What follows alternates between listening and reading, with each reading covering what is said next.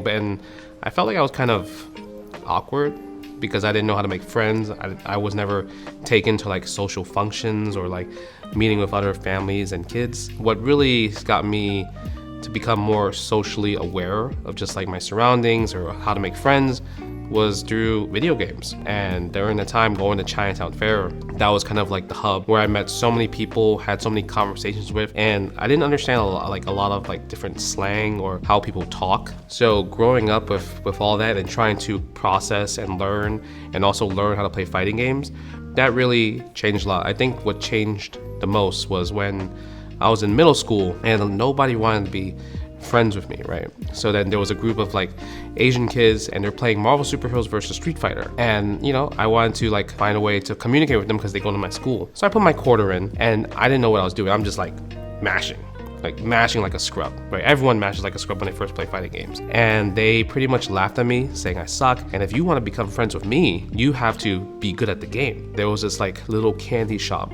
like 2 blocks away from my house in 14th Street. It's called Raoul's Candy Store. And they had a Marvel Superhero versus Street Fighter cabinet. So I spent my whole summer just playing Marvel Super Street Fighter. First I started mashing, figure out how to do special moves, and then I started realizing like when watching the computer, I'm like, how do I do these air combos? So I just like kind of like started pressing the buttons like I'm dialing a payphone back in the day. And I realized this is how you do combos. With those combos, I actually went back when school started again in the fall, and I met those kids again and we played and I beat them. After I beat them, they all like, wow, you're so good and everything, and then we became friends. And I think that's kind of how I started fighting games, was because I was like, oh, so this is how I got friends, was to play fighting games.